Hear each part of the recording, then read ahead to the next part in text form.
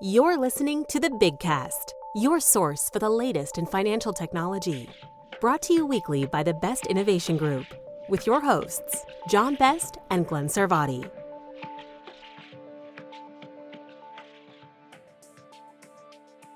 Welcome to another edition of the Big Cast. My name is Glenn Sarvati on behalf of the Best Innovation Group, where we like to do cool things with financial technology. And this week we're continuing with our coverage of a couple of conferences we attended at the tail end of April, early May, and have conversations with a couple of industry experts, one from each coast. First off, from the Nacha Payments Conference, had a great conversation on open banking with Lauren Quigley, a partner of the law firm Dykema. And then at NACUSO Reimagine, we spoke with Zach Pfister, who represents advocacy for NACUSO on Capitol Hill. And we'll be talking about the legislative priorities for both CUSOs and credit unions and how they, for the most part, align. I think they almost entirely align, but we'll get into that in just a second. Want to remind you can always find out more about the Best Innovation Group by checking out our website, big-fintech.com. You'll also find there an opportunity to shoot over to the CU Town Hall website. You can also go there directly via cutownhall.com. Our next live session, will be on Wednesday, May 20th. That's at 3 p.m. Eastern, noon Pacific. And if you want to find out more about what that sounds like, you can also, while you're going out there to request an invitation, it's free to attend, but you do need to register in advance. Our last episode, the last time we got together, the conversation was called AI Fear Factory. And a pretty meaningful topic these days. I missed that one myself, so I have to go back and listen because I'm really curious to hear what direction that conversation took. But it also reminded me of a post that I just saw on LinkedIn this week from our good friend Roger Grimes, who we've had on the podcast and the town hall several times, kind of changing sides and reconsidering his opinion on the state of AI and voicing some concerns about it. So I thought that was interesting. We'll post a link to that article from Roger. It might be a nice companion piece because I got a feeling that was not necessarily in sync with the way that the town hall went, but we can find out. I'll also post a link to our conversation a couple weeks ago with Sarup Barwani from his company Senso and what they're doing around the trust layer and narrative control with agentic AI, which I think is very relevant to that topic as well. The interchange battles continue, the gift that keeps on giving. We've been talking about this for some time, and there's a new development this week. The law has been passed in Colorado. It's now passed both chambers of their state legislature and is awaiting the governor's signature. And there's still lobbying going on to see if maybe there may be a veto in order. This one, again, Illinois is the only one that's actually gotten as far as a signed bill. As we've been warning for some time, there's been a lot of activity now with various bills in a variety of states, none of which line up exactly the same, which just creates even more complications. And sure enough, the Colorado law, it prohibits the charging of interchange on the tax component of any card transaction. That differs from Chicago or Illinois, where you wind up with both the tax and gratuity being prohibited. So that complicates things. Another difference is the Colorado law would only apply to cards issued by institutions with more than $60 billion of assets, which from a credit union standpoint is a group of exactly one, Navy Federal Credit Union. But don't just calm down because of that. This is incredible. In fact, it probably makes things even more complicated if you think about it. Who's thinking about what card they pull out and who's got to actually figure that out behind the scenes in terms of who's allowed to charge and who isn't allowed to charge and why does one person's bill look different than somebody else's? Pretty bizarre stuff. And there's still, it's bizarre to me that these things are continuing because the OCC has just put out both an interim final rule and an interim order that specifically called out the Illinois law that says no OCC regulation preempts state legislation. Illinois, you can't do this. It's still being contested in the courts. The effective date is still stated as July 1 in Illinois, but we haven't gotten there yet, and I still wonder what's going to happen. But more road ahead. Probably going to, in the next week or so, know what the governor of, I believe that's still Governor Polis in Colorado, will be doing. So we'll take a look at that one and follow along. Also on the legislative front, some motion on the Clarity Act. We have not actually gotten to a vote yet. That's the one that was going to kind of finalize the process around stablecoins. The Genius Act already taken care of. One of the things that was still a point of contention is the ability to pay yield on stablecoin. The Genius Act says, no, you can't. Very quickly, people found loopholes in that and started offering rewards, quote unquote, that looked surprisingly an awful lot like interest. Supposedly, the compromise that's been set that would clarify in the Clarity Act, is that there is no interest-bearing yield allowed on stablecoins. However, rewards that do not reward other actions that do not look like interest would be permitted. And then, and this is the part that I love, they kick the can down the road by saying the regulators will actually determine exactly how that gets put into effect. So, okay, so we're just going to leave the bag with somebody else to figure that one out, which is particularly ironic if you're familiar with Chevron deference. The Supreme Court basically just said, no, the experts at the agencies aren't supposed to be the ones doing this. It's supposed to be the legislators. Now, I guess if the legislators basically throw up their hands and say, yeah, we don't want to do our job, we'll let somebody else do it. But there you go. That's where we stand on that one. There's a very busy legislative docket coming up. There's still a question of whether this is a high enough priority to actually get to the table, but that's where we stand on it. Another interesting turn on this, A16Z, who's obviously Mark Andreessen's venture capital firm, obviously very heavily involved in this, just posted an article I found very interesting that, again, kind of took a contrarian's view to it, basically saying the phrase stablecoin is really kind of becoming obsolete, and that the whole notion of what's happening in the marketplace has basically outrun the term, that it's kind of taking a different approach. So I'm going to post a link to that. I'll also post a link to last week's episode because we spoke with Molly Woodman from the Digital Sovereignty Alliance on the topic of stablecoins, and I think that's very relevant here too. So if you're interested in that topic, check that one out as well. Okay, on to this week's content. The Nacha conference out in San Diego, Smarter, Faster Payments, 2,300 strong. Nice showing, very vibrant conference this year rather. And the very first day on Sunday, one of the first sessions was on open banking, and I found myself jotting down furiously these very quotable kind of nuggets that were coming out of a lawyer, a woman from the firm Dykema, named Lauren Quigley. Open banking had already been one of my focus topics, walking in and looking for very interesting conversations in that area. And this one certainly fit the bill. So I tracked Lauren down afterwards, and here's our conversation. I'm here with Lauren Quigley, who's a partner at Dykema Gossett. Lauren, you were early in the agenda on Sunday with a session about legal considerations and data rights for open finance. And I thought got us off to a great start because I thought the way you phrased a lot of these things and kind of your perspectives kind of really brought it home to a consumable fashion, for lack of a better way of putting it. My favorite way that one of the phrases you used about kind of where we stand with Section 1033 and open banking is we're in the position of becoming the cool high school parent. So why don't we start with that, and maybe if you can explain kind of the angle that you were going with there. Does it require explanation? Pretty self. No. Thank you so much.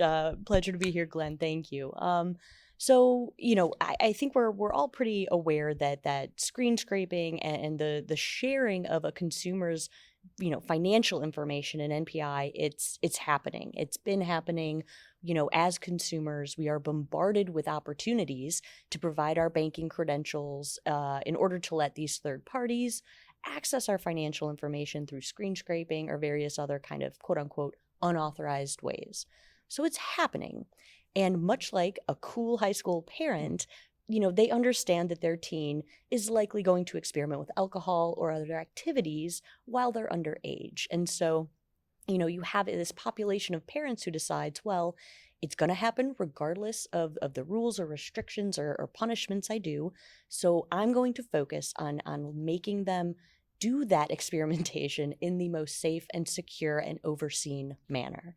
And so that's how we're kind of conceptualizing the next step in open finance.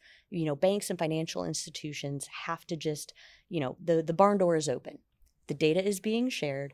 So how do we step in and create a framework where it is safe and secure, authorized, and appropriately monitored and overseen? And so that is the paradigm shift we're kind of looking at now, whereas before it was we need to lock down the barn gates as best we can. we're past that. Yeah. It's never going to be successful. And Makes so sense. how do we take back the power and the reins to help monitor and oversee that access? And of course, one of the challenges we've got right now is that there was a rule that was established. It got quickly rescinded. And then now we're back to the point where we're being promised a revised version of that quote unquote interim final rule. My favorite phrase is imminent, supposedly. So we'll see. So I guess to continue your metaphor, coming of age, when people are safe enough requires better education or better airbags and guardrails on the road before people go out and drink and drive. Yeah, it's a little more hand holding. I do think we are seeing your standard consumer is becoming more educated about their privacy and protecting themselves online, and that includes their financial information. Again, we talked about the accept all versus the only necessary cookies, exactly. Things like that on websites. We are bombarded with these cookie messages. And so more and more, we are seeing consumers pay attention and take the steps needed to limit the tracking and sharing that they're experiencing online. As data breaches, happen every day, and we all get those notices that our data's been, compromised in a breach, more and more consumers are, to the extent they begin engaging with a company or a fintech that wants that access to their financial information, we're seeing them take a longer pause. And it's not just, oh yeah, here's all my information, it'll be fine. There was enough harm to consumers that a distrust has built that has resulted in better consumer education and protection of their information. And so again, it's, consumers are ready to be empowered to manage their own privacy and sharing and disclosure of their data. And so it's, regardless of what rule we had or what rule we get, it's financial institutions taking the step to give consumers the tools to say, yes, I am okay sharing my information with this entity, but maybe here's the categories of information I want to share and nothing more. So that feels a little bit to me like I'm seeing like the dashboard that JP Morgan has put together. And of course, they're kind of the leading standard. In fact, when the rule was rescinded, they're the ones that actually started striking deals with folks like Plaid that involve paying for this data, which was not going to be allowed in the rule. We'll see how that plays out. Right. The other one that we talked about a bit, and I think you mentioned also during the session, is there's clearly a demand for these types of services. Rocket Money probably being the most visible example with their current ad campaign. But again, I wonder sometime, do people realize what they're actually handing over in the process? There's a value they get out of it, but do they realize what they're giving up in the process too? I mean, as educated as the consumers have become, there is still a huge education gap when it comes to the actual wealth and depth of information you are sharing. I mean, any app on your phone, it could be tracking your location. True. It could, be cookies tracking everywhere. We all say, oh, I was talking about so-and-so with a friend, and all of a sudden it's all of my ads. We are being tracked. This is the most tracked humans have ever been in recorded history. And so there is still an information gap, but just empowering consumers, and to the extent their financial institutions can make it clear to them, through tools like a dashboard, what information they're sharing with an app like a Rocket Money. That can be so helpful. But, where's the line between helpful and predatory? And you represent financial institutions in your organization for the most part. So I think you would probably agree that level of trust still resides most directly with the financial institution. So if they can be the ones that provide that insight and window into what they're sharing, that's probably the best place for it to sit. Exactly. When we talk about kind of where the moderation point fits best, it time and time again always comes back to the financial institution, the trusted financial institution. Yep. My mantra over and over again. One of the other things that came up too about, consumer, the consent that they, informed consent, hopefully. One of the comments that was made, again, how do you revoke that consent?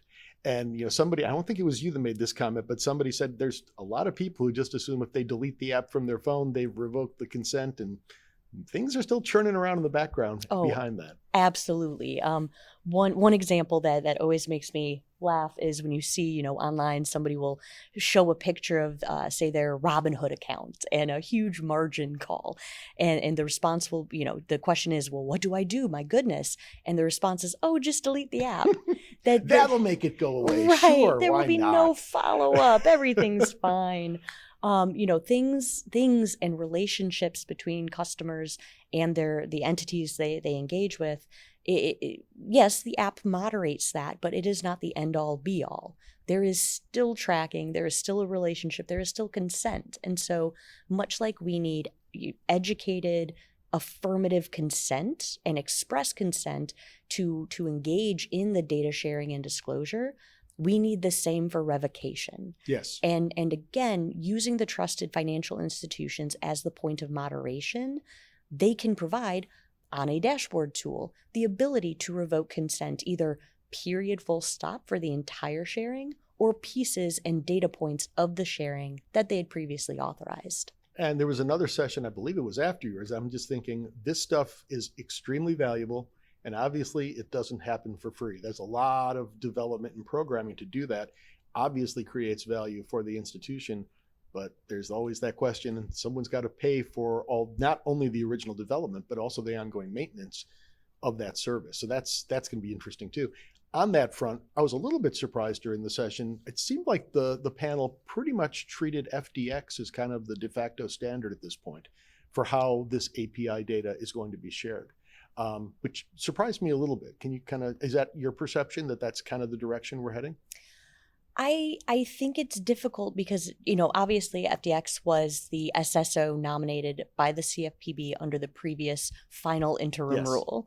And at this time, again, everything I'm saying today, my own opinion, is not a reflection of my firm or my clients, but, they are the rules, and we don't really have a whole lot of other frameworks. Nature abhors a vacuum. Yes. They stepped in. At least you got something. Right. It's something we can point to as to memorialize our thinking and why we built our tool the way we did.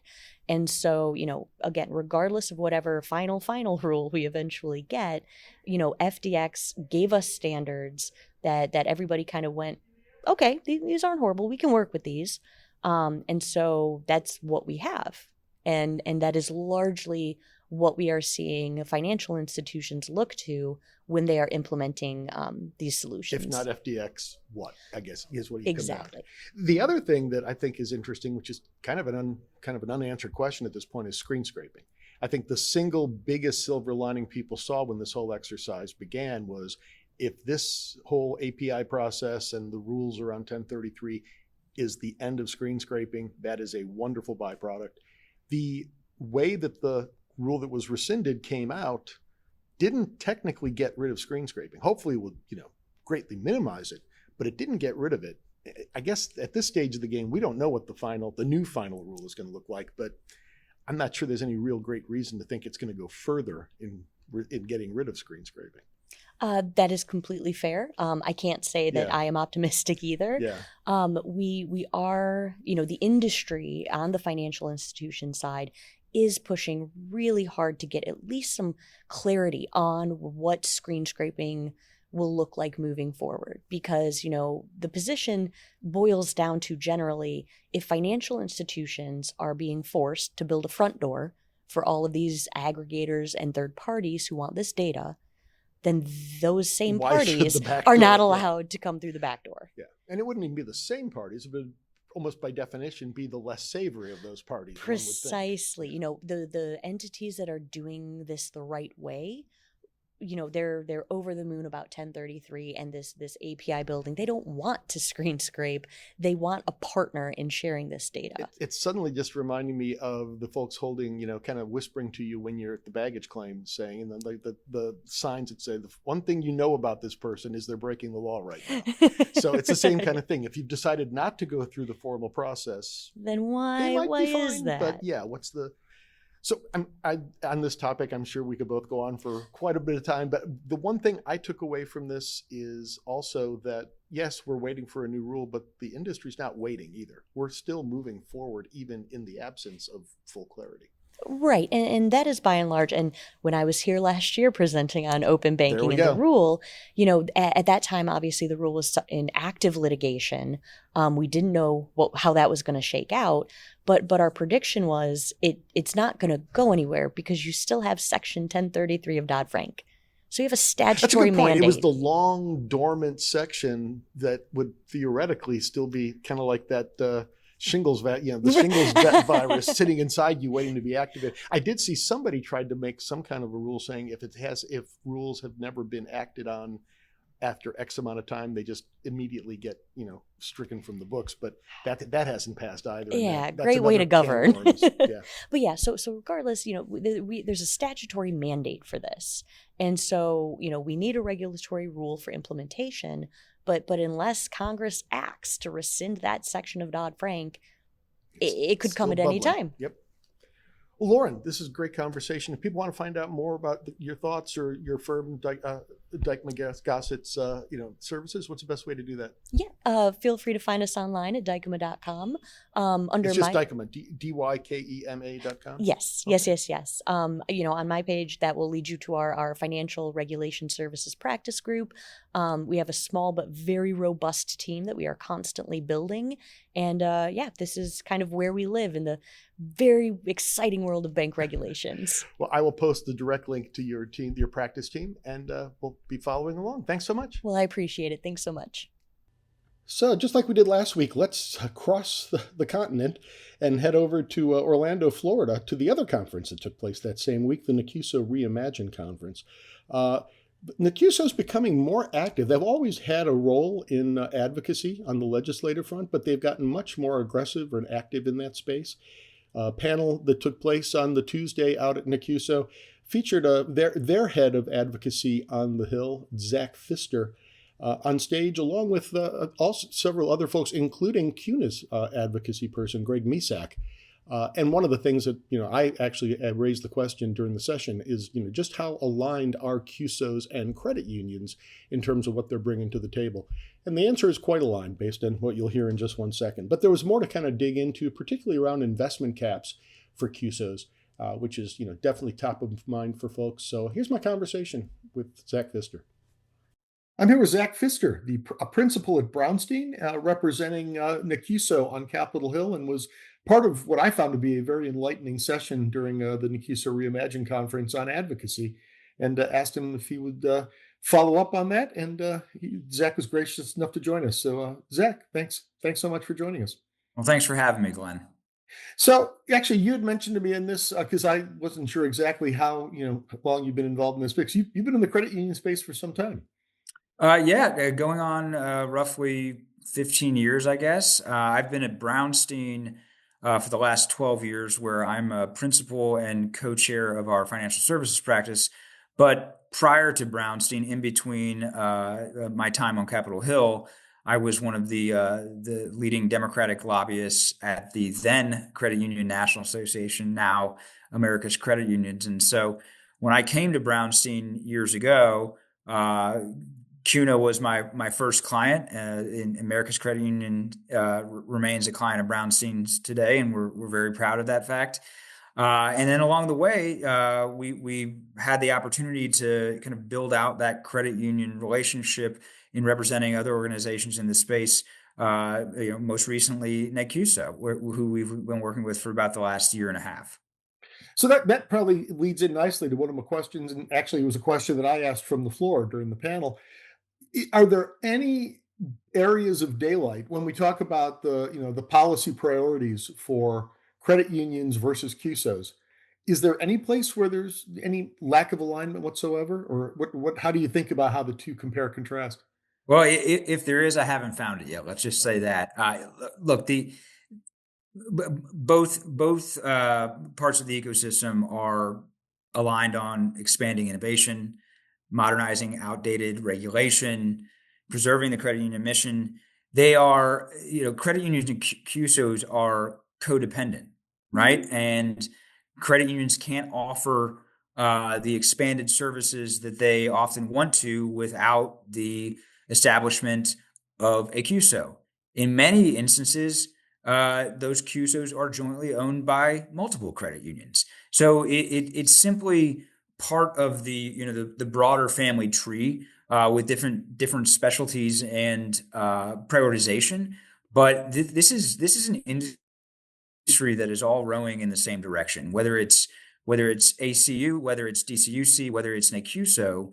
The underlying mission remains the same, and that is promoting policies and principles that ensure that credit unions can continue to service their members, offer the best rates, offer the best interpersonal communications, and offer that relationship that simply doesn't exist elsewhere in the ecosystem.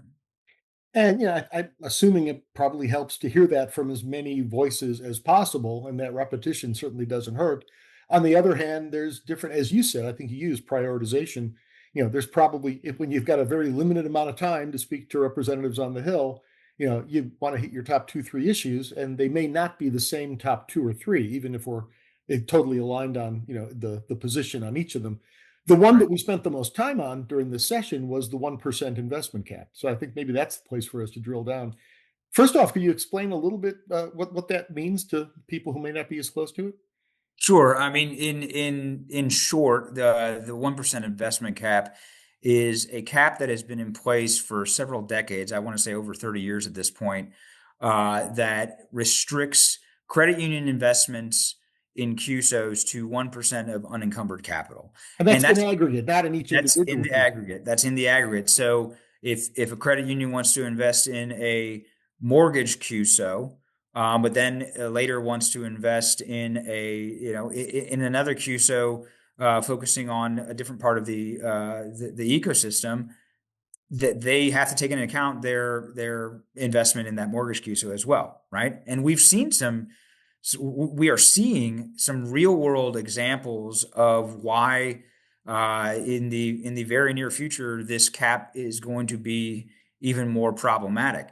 This cap was put in at a time that did not account for the emerging technology space that we are in now. This cap was put in place at the dawn of the internet, right? When we still had fax machines being in everyday usage, right? We had landline telephones. We did not have fintechs. We did not have apps, right? And if you saw the audience at at NACUSO's conference this week in the vendor hall, these are CUSOs that have adapted to the current day, right? What hasn't adapted is this cap. Mm-hmm. Everything costs more money. Investment is expensive. Competition is real, and the space in which credit unions are competing is changing rapidly. It is no longer an ecosystem of your traditional, credit union or community bank. You've got credit unions and community banks that are facing similar challenges in an ecosystem that has some very large non-bank entities coming into the space, right? The fintech space where you have companies that are one-click approvals, right, on a mortgage, for example.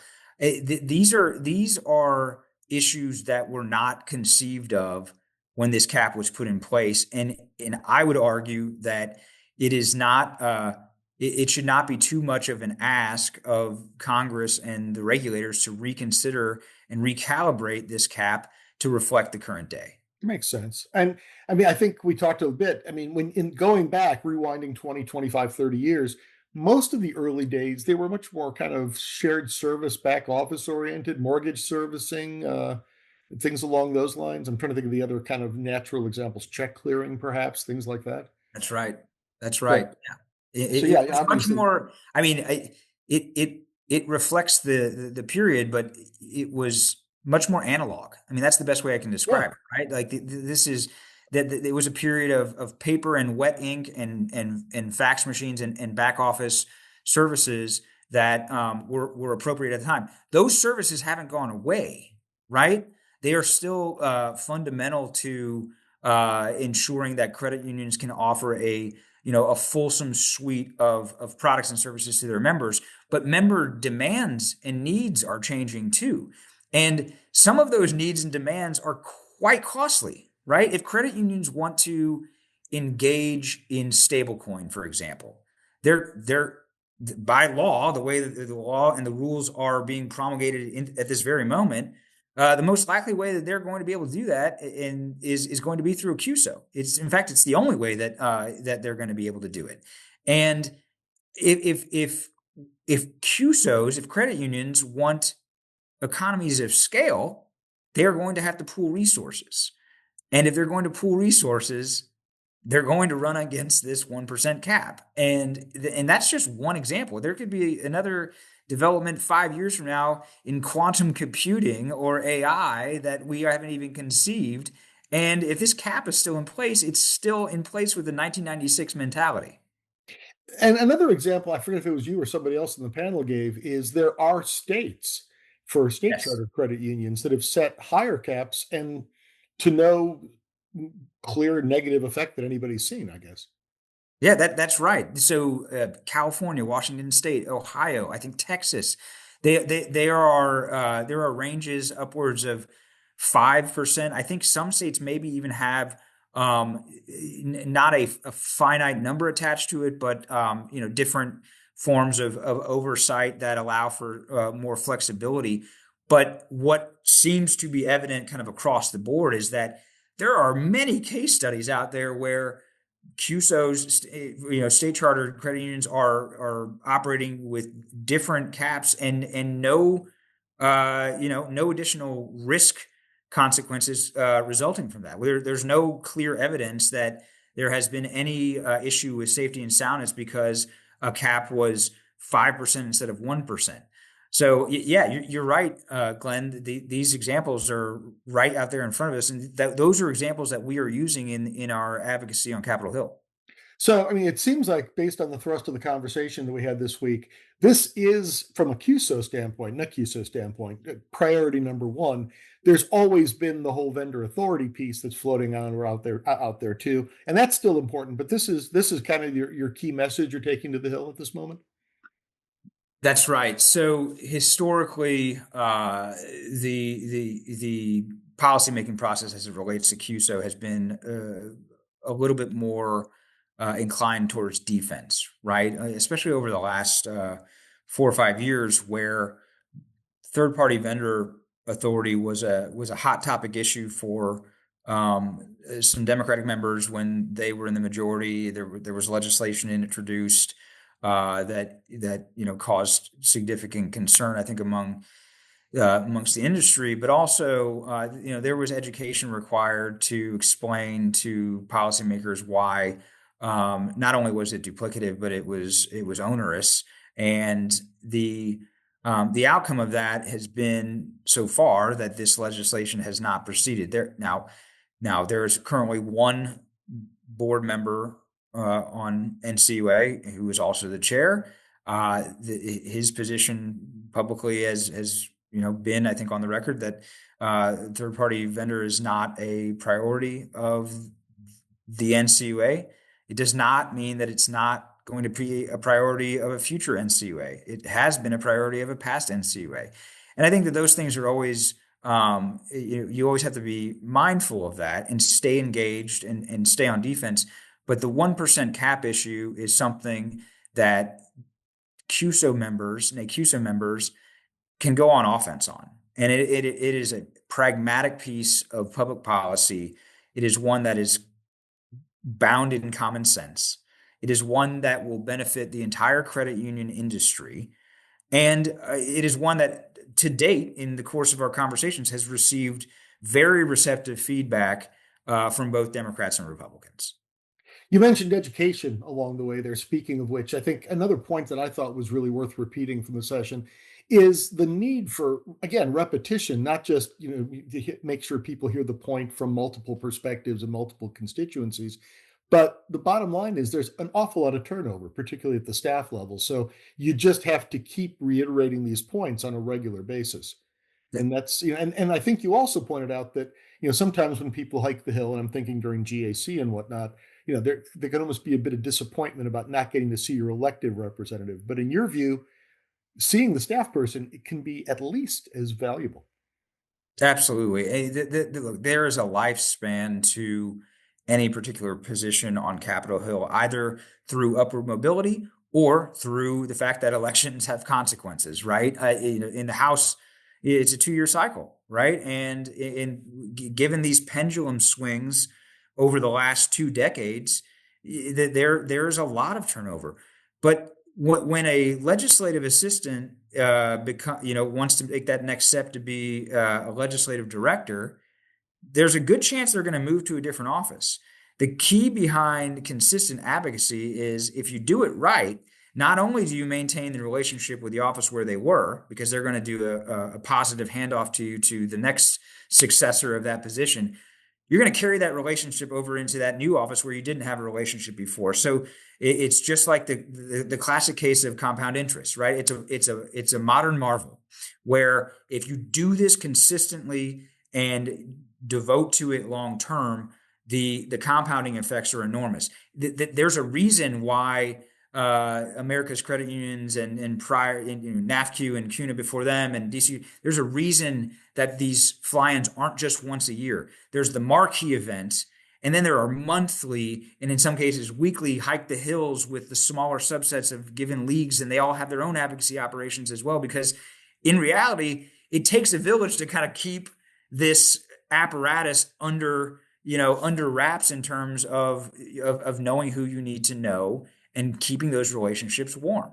The one thing I would say, to your listening audience, anyone who is a CUSO member, a member of NACUSO, if you have interest in engaging on Capitol Hill, please reach out to Randy Salzer and Brian Lauer.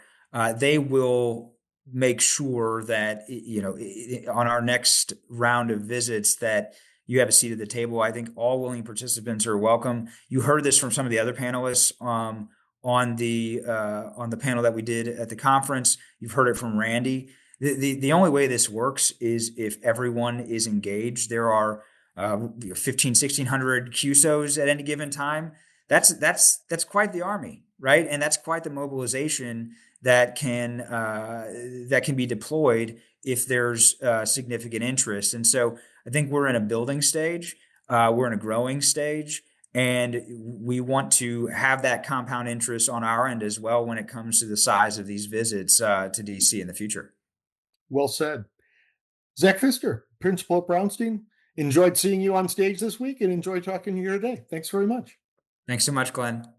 So there you have it. Lots of great content, lots of great conversations had over the course of 2 conferences, the NACUSO Reimagine conference and Nacha Smarter, Faster Payments. And we appreciate everybody who took the time to talk to us at both of those and both of those organizations, NACUSO and Nacha as well. We will be back with more content next week. I've got what I think will be another great conversation about credit union strategic priorities that we've got teed up for you. Until then, you can always find out more about the Best Innovation Group by checking out our website, big-fintech.com. You can find on the media tab past episodes, and I've already mentioned a couple of them that we've had recently that I think are very relevant to the things we talked about today. But you can look through those past archives, and you can always drop us a note and tell us what you think. Always interested to hear what you're thinking. As far as finding us on the road, while you're listening to this, we're probably in the Midwest at the most recent in-person Innovation Club meeting. And then the following week, I believe it's the 18th, 19th, 20th or so, I am going to be at the Financial Health Network's Emerge Conference, which takes place in my hometown of Atlanta, Georgia. And if you're interested, drop me a note. I've got a discount code you can use if you have a chance to come out this way. And financial education and wellness, the topic of the day out there. And we look forward to seeing you there if you can make it that way. And we've got new content pretty much every Tuesday, Wednesday here with the Big Cast. If you are listening to us at the website, that's great, big-fintech.com. You can also find us at Spotify, Amazon, etc. And if you do that, if you'd please subscribe or like, you'll be informed as soon as that new information drops. As always, hope to see you soon, and thanks as always for listening. Check back each week for the latest from the Big Cast. Or better yet, we hope you'll consider subscribing for free via Spotify, Stitcher, Apple, or wherever you get your podcasts.